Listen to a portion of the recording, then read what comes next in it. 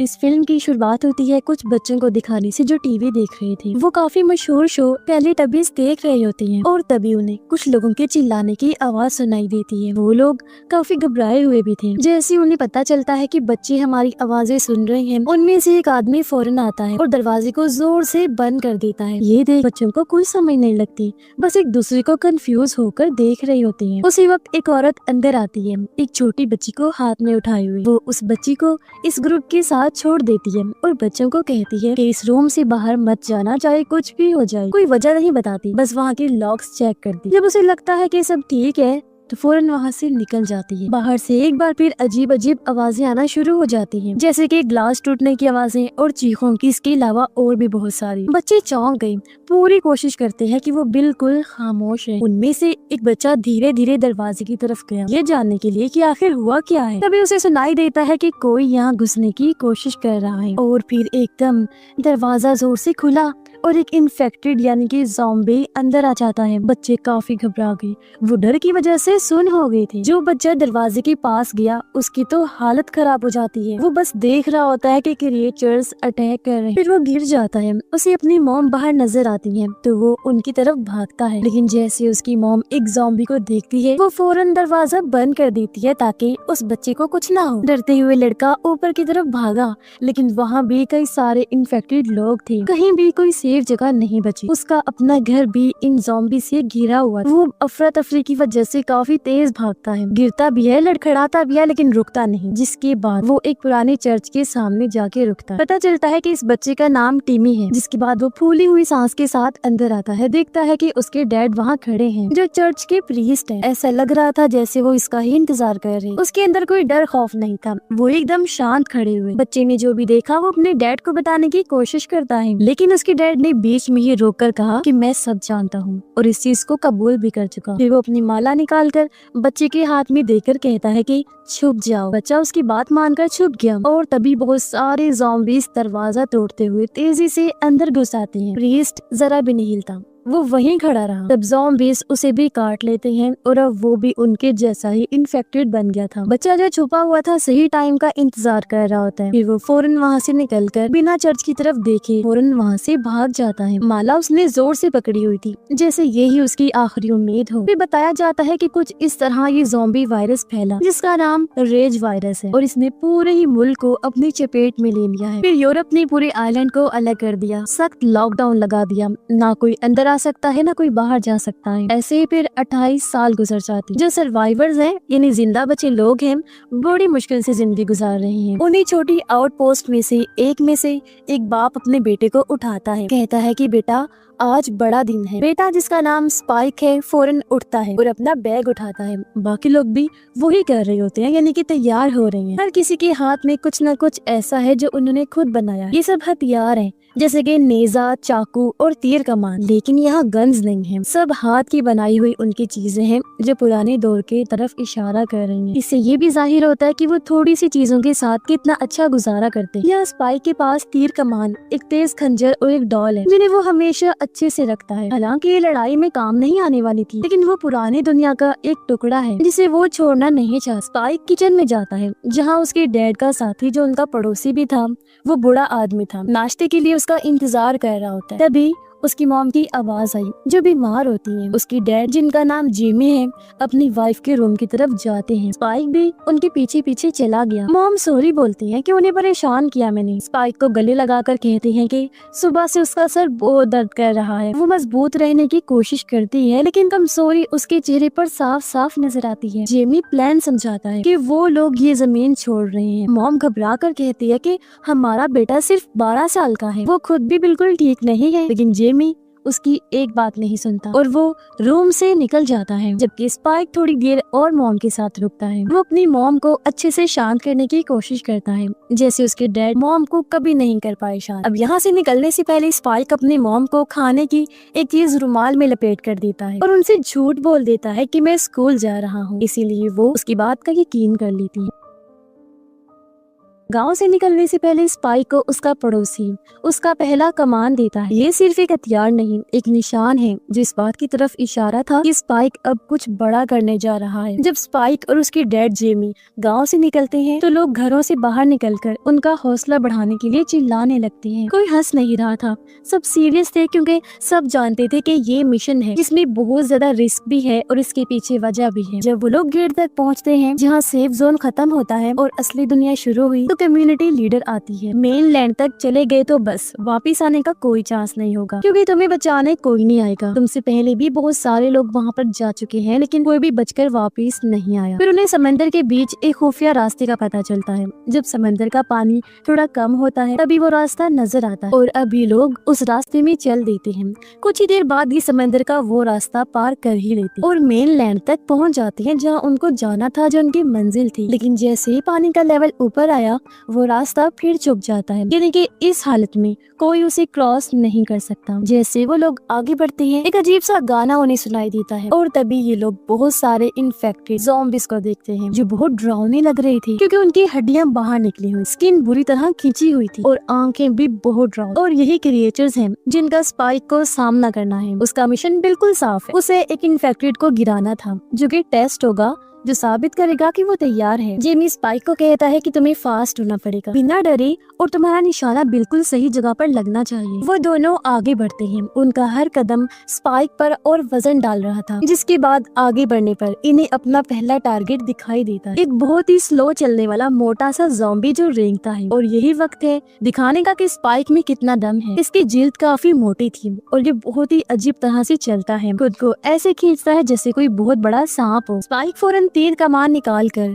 Arrow खींच कर उसे मार देता है जो सीधा उसकी गर्दन पर लगा और वो ढेर होकर नीचे गिर पड़ता है। इतने में ही वहाँ पर और भी कई सारे ज़ॉम्बीज़ आ जाती हैं। ये भी बहुत सुस्त थे जिनकी तादाद बढ़ती जा रही। जेमी हिचकिचाता नहीं, वो पहले भी ही देख चुका है और वो बहुत ही आराम से एक एक करके सभी ज़ॉम्बीज़ को मारने लगता है। और अब असली झटका उन्हें तब लगता है जब वो एक इन्फेक्टेड बच्चे को देखते हैं। वो पीछे हट गए क्योंकि कोई भी उस इन्फेक्टेड बच्चे से लड़ना नहीं चाहता था। लेकिन यहाँ स्पाइक सोचने लगता है कि मैंने बाकी ज़ॉम्बीज़ को तो मार गिराया है, जो छोटी बात भी नहीं है। उसके अंदर एक तरह से कॉन्फिडेंस आ गया। इसकी वजह ये भी थी कि उसके डैड साथ होते हैं। दोनों फिर से आगे बढ़ते हैं मेन लैंड के और अंदर जाने के लिए। आगे जाकर उन्हें एक पुराना घर मिलता है।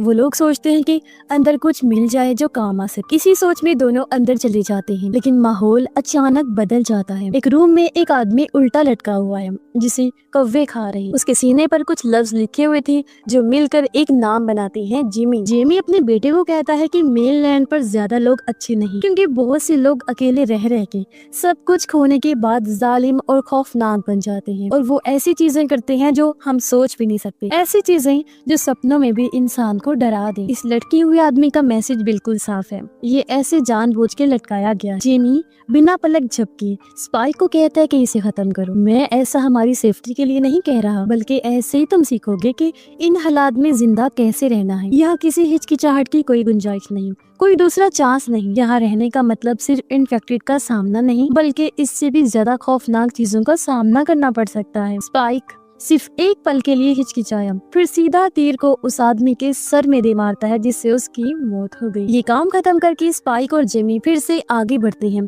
मेन लैंड के और अंदर। वो हर कदम बड़ा ध्यान से रख रहे हैं। तभी वो देखते हैं कि एक हिरन का कटा हुआ सर लटका हुआ है और उसके जिस्म का बाकी हिस्सा बुरी हालत में कटा फटा वहाँ पर फैला हुआ है, जिससे वो समझ गए कि ये किसी आम ज़ॉम्बीज़ का काम नहीं बल्कि रेज वायरस से इन्फेक्टेड ज़ॉम्बीज़ का है, जिन्हें अल्फा ज़ॉम्बीज़ कहते हैं। और वो बहुत चालाक होते हैं और सोच भी सकते हैं। इसी के साथ वो पागलों की तरह खतरनाक गुस्से वाले भी होते हैं, यानी ये नॉर्मल ज़ॉम्बीज़ से काफी ऊपर हैं। ये जानकर दोनों बाप बेटे काफी डर गए। उन्हें खतरे की भनक लग गई थी, इसीलिए जितनी तेज भाग सकते थे भागते ताकि वहाँ से निकल सके। वो दूर से अल्फा को देखते हैं जिसमें एक नहीं बल्कि अल्फा ज़ॉम्बीज़ का पूरा झुंड है जो इनकी तरफ ही आ रहा है, जिससे वो लोग काफी घबरा गए। जिमी फौरन स्पाइक को पास खींचता है और प्लान बनाता है, जो प्लान आम तो था लेकिन काफी फायदा हो सकता था। वो कहता है कि भागना है और शूट करते रहना है, रुकना नहीं है ताकि ज़ॉम्बीज़ हम पर पर हावी ना हो जाए। ये जाहिर है उनके जिंदा रहने के लिए एक बेहतरीन बेचैनी से भरी जंग है, जहाँ हर एक लम्हा बहुत इंपॉर्टेंट है। लेकिन स्पाइक पूरी तरह घबरा जाता है,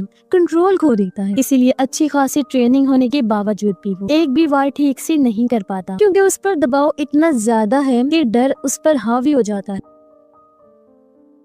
मुसीबत की बात तो ये थी कि इन्फेक्टेड बहुत तेजी से एक झुंड की सूरत में उनके करीब आ रही, और अब जेमी और स्पाइक को जो भी तरीका मिलता है उसी से ही उन्हें हमले का जवाब देना पड़ता है। लेकिन ज़ॉम्बीज़ इतनी ज्यादा हैं कि सारी सूरत-ए-हाल एकदम कंट्रोल से बाहर हो जाती है। घबराहट में जेमी और स्पाइक बड़ी मुश्किल से भागकर वापस उस पुराने घर के पास पहुंचते हैं और बड़ी मुश्किल से अंदर घुसते हैं। उन्होंने खुद को एटिक में लॉक कर दिया था। भारी चीजें, फर्नीचर, जो कुछ भी मिलता है उन्हें खींच कर दरवाजों और खिड़कियों पर लगा देती हैं। एक तरह से उन्होंने हिफाजती बैरियर बना दिया। इसी दौरान पास वाली पहाड़ी से अल्फा ज़ॉम्बीज़ उन्हें देख रहे थे। उनकी मौजूदगी से उन्हें भी खतरे का एहसास हो चुका था, और कोई रास्ता ना होने की वजह से वो फैसला करते हैं कि यहीं एटिक में रात गुजारेंगे जब तक सूरत-ए-हाल कंट्रोल में नहीं आ जाती, क्योंकि दोनों को पता है कि अभी आइलैंड वापस जाना किसी खतरे से खाली नहीं है, क्योंकि खतरा इतना ज्यादा है कि अभी अगर उन्होंने निकलने की कोशिश की तो उनकी मौत पर। फिर जैसे अंधेरा हुआ वो बोन फायर को जलता हुआ देखते हैं। स्पाइक पूछता है कि ये सारा चक्कर क्या है। जेमी कहता है कि मुझे भी नहीं पता, हालांकि मैं पहले भी यहाँ पर आ चुका हूँ, लेकिन मुझे इस सूरत-ए-हाल का कोई अंदाजा नहीं। इसी रात स्पाइक को एक बुरा सपना आता है। वो देखता है कि उसकी माँ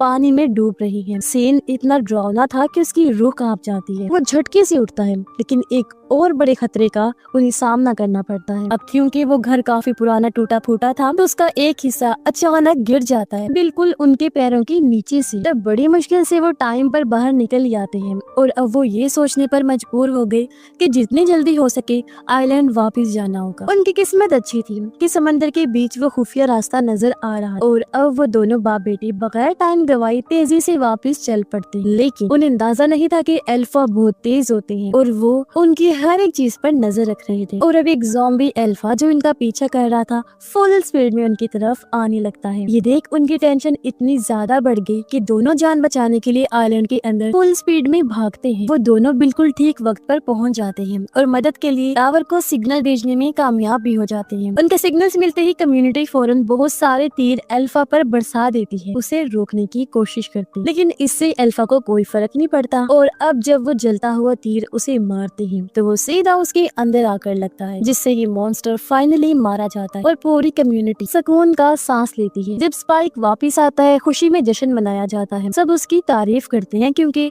वो आइलैंड से बाहर ज़ॉम्बीज़ को मारने की मिशन पर पहली बार गया था और जिंदा लौट कर आया। जेमी भी अपने बेटे की बहादुरी की खूब तारीफें करता है। उनके मिशन ट्रिप की हर छोटी से लेकर बड़ी डिटेल बता रहा होता है कि कैसे स्पाइक ने चीजों को हैंडल किया जब चीजें बहुत खतरनाक हो गई। अपने बेटे पर उसे फख्र हो रहा था। उसकी कोशिश थी कि सबको पता चले कि उसका बेटा कितना बहादुर और ज़हीन है। लेकिन पार्टी के बीच में ही स्पाइक एक ऐसी चीज देखता है जो उसे हैरत में डाल देती। वो देखता है कि उसके डैड चुपके से एक दूसरी औरत के साथ वहाँ से निकल गए हैं। उसे बुरा भी लगा और दुख भी होता है। समझ नहीं आती कि उसे क्या करना चाहिए, और अब वो बिना कुछ कहे अकेला घर वापस चला जाता है। जब वो घर पहुँचता है तो उसका पड़ोसी पहले से ही स्पाइक का इंतजार कर रहा था। उसे देख पड़ोसी फौरन समझ जाता है कि कुछ गलत है और वो स्पाइक को शांत करने की कोशिश करता है। स्पाइक उसे बताता है कि उसे अपनी मॉम की बहुत फिक्र है, लेकिन वो बेहतर होने की बजाय दिन ब दिन और बीमार होती जा रही है, और ये बात स्पाइक को अंदर से तोड़ रही है। तब पड़ोसी उसे एक डॉक्टर के बारे में बताता है जो कभी अपनी काबिलियत की वजह से मशहूर था, जो शायद स्पाइक की मॉम की मदद कर सकता था। लेकिन वो डॉक्टर सालों पहले सबसे अलग हो गया,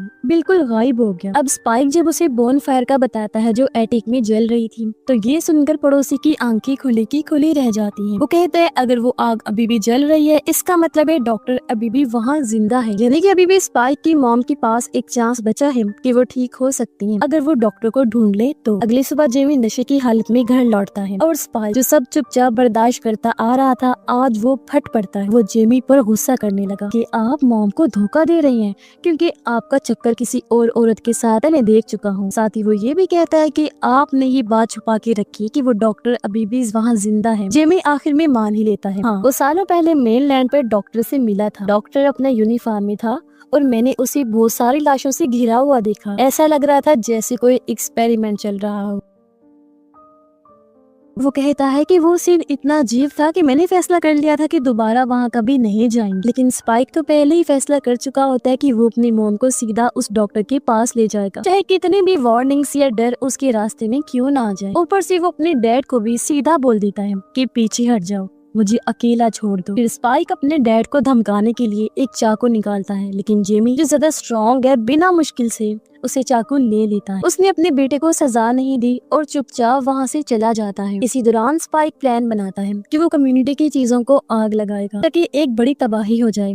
फिर धुआं और अफरा तफरी उसे सबसे अच्छा मौका देते हैं ताकि वो अपनी मॉम को लेकर चुपके से मेन लैंड की तरफ निकल जाए। वो तेजी से अपनी मॉम को लेकर वहाँ से निकल जाता है। उसकी मॉम जो अपनी बीमारी से लड़ रही थी, जब उन्हें एहसास हुआ कि वो कहाँ है तो वो काफी घबरा जाती, लेकिन स्पाइक उन्हें तसल्ली देते हुए कहता है कि सब ठीक हो जाएगा। उसकी सिर्फ एक ही ख्वाहिश है डॉक्टर तक पहुंचना ताकि उसकी माँ ठीक हो सके। जैसे ही रात हुई वो थोड़ा ब्रेक लेने के लिए एक जगह पर रुक जाती है, लेकिन उसी रात एक अजीब सा ज़ॉम्बी जो घिसटता है, जायंट जैसा है, यानी कि उसका साइज बहुत बड़ा है, वो चुपके से बिल्कुल करीब आ जाता है। जब वो स्पाइक पर अटैक करने ही वाला होता है, जो गहरी नींद में सो रहा था, तो ठीक टाइम पर उसकी मॉम आकर ज़ॉम्बी पर हमला करके उसे मार देती है और इस तरह स्पाइक की जान बच पाती है। इसी दौरान मेनलैंड के किसी और हिस्से में सोल्जर्स का ग्रुप ज़ॉम्बी से बचने की कोशिश कर रहा होता है। उनके पीछे एक नया अल्फा लगा हुआ था। वो इतना घबराए हुए थे कि सोल्जर्स एक एक करके गिरते जाते हैं। ज़ॉम्बीज़ उन पर खतरनाक हमला कर देता है जिससे वो बच नहीं पाते और आखिर में सिर्फ एक सर्वाइवर बचता है जो बिल्कुल अकेला रह गया था।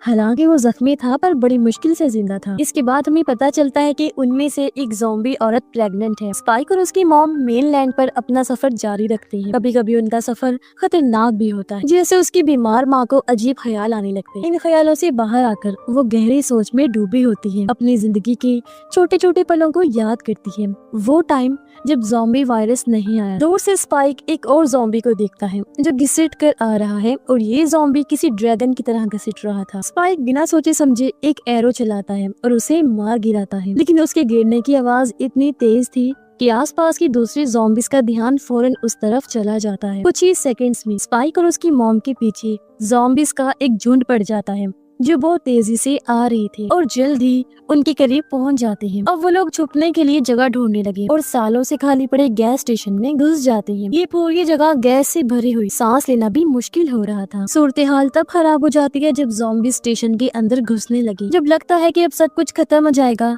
एक सोल्जर अचानक से आ जाता है। वो इन्फेक्टेड को आग लगा देता है और बिल्कुल ऐन वक्त पर स्पाइक और उसकी मॉम की जान बच पाती। वो इन्हें बताता है कि मैं किसी तरह बच गया था, लेकिन साथ ही एक बुरी खबर सुनाता कि एक बार आइलैंड पर कदम रख दो, वापस निकलना मुश्किल ही नहीं नामुमकिन है। रोड्स फुल उनकी नजरों में आए हुए हैं, फिर बिल्कुल क्रॉस नहीं किया जा सकता, कोई रास्ता नहीं है वापसी का। जब वो तीनों आगे बढ़ते हैं तो स्पाइक की माँ थोड़ा अच्छा महसूस करती है और इन्हें तभी सामने एक ट्रेन दिखाई देती। अंदर आकर वो देखते हैं कि यहाँ वो प्रेग्नेंट ज़ॉम्बी औरत है जो पहले स्पाइक ने देखी। वो चुपचाप बैठी किसी भूत जैसी लग रही थी। स्पाइक की मॉम फैसला करती है कि बच्चा पैदा करवाने में उसकी मदद करेंगे।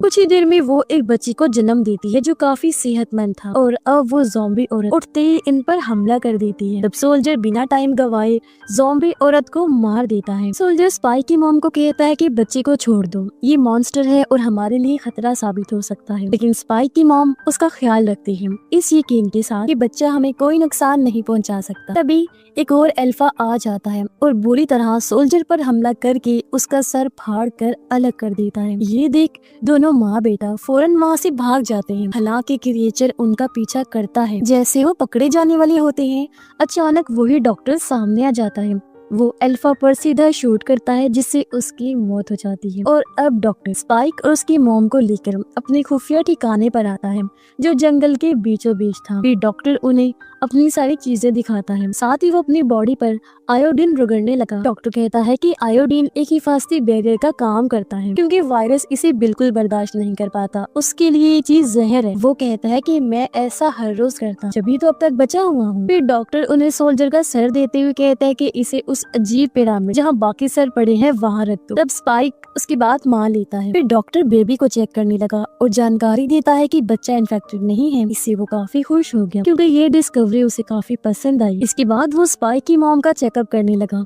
वो उसे अच्छे से देख रहा होता है और उसके चेहरे की तासुरात अचानक सीरियस हो जाती है। एक टेंशन भरी खामोशी के बाद आखिर डॉक्टर बोल पड़ा, खबर देता है कि स्पाइक की मॉम की बीमारी बहुत ज्यादा बढ़ चुकी है। वायरस ने उसके जिस्म और दिमाग दोनों को तबाह कर दिया है। स्पाइक की मॉम को कैंसर है और उनकी हालत बहुत खराब है। वो कहता है कि ये दिमाग से शुरू हुआ था, फिर पूरी बॉडी में फैलकर उसे धीरे धीरे अंदर से तोड़ रहा है। ये बिल्कुल क्लियर नहीं है कि ये सब कहाँ से शुरू हुआ है, लेकिन एक बात पक्की है, जो बहुत बुरी खबर है कि इस बीमारी का कोई इलाज नहीं है। चाहे कितनी भी कोशिश क्यों ना करे, कोई उसकी बीमारी को हल्का सा भी ठीक नहीं कर सकता। स्पाइक डॉक्टर से उम्मीद रखता है कि वो उसकी मॉम को बचा लेगा, लेकिन उसकी मॉम तो अंदर ही अंदर कब से ये महसूस कर रही थी कि मैं मरने वाली हूँ। वो उस कड़वे सच को कबूल करती हैं और फैसला करती हैं कि मौत का सामना करूंगी, भागूंगी नहीं, क्योंकि सबको ही एक दिन मरना है, जो हकीकत। इस दौरान स्पाइक को बेहोश किया गया। उसे एक इंजेक्शन दिया गया ताकि वो अपनी मॉम को अपनी आंखों के सामने मरता हुआ ना देखे, क्योंकि शायद वो तकलीफ बर्दाश्त नहीं कर पाएगा। जब वो फाइनली उठता है,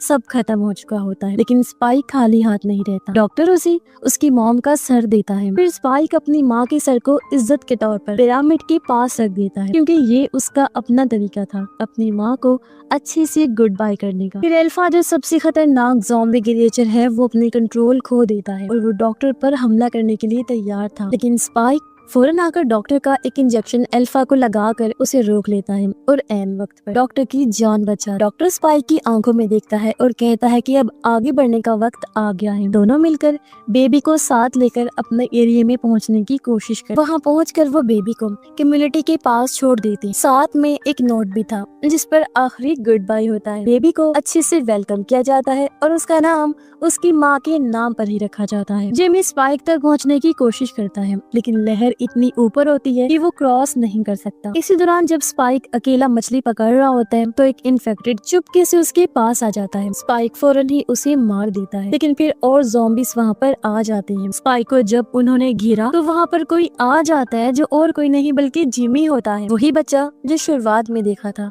लेकिन अब बड़ा हो चुका है और एक पूरी कम्युनिटी का लीडर बन गया है। जिमी स्पाइक की हौसला अफजाई करते हुए कहता है कि वो जिंदा बचा रहा और उसे ऑफर देता है कि वो उसकी कम्युनिटी का हिस्सा बन जाए। इसके लिए स्पाइक मान गया और ये दोनों अपने मिशन के लिए आगे बढ़ जाते हैं। और इसी के साथ ही ये फिल्म इधर ही खत्म हो जाती है।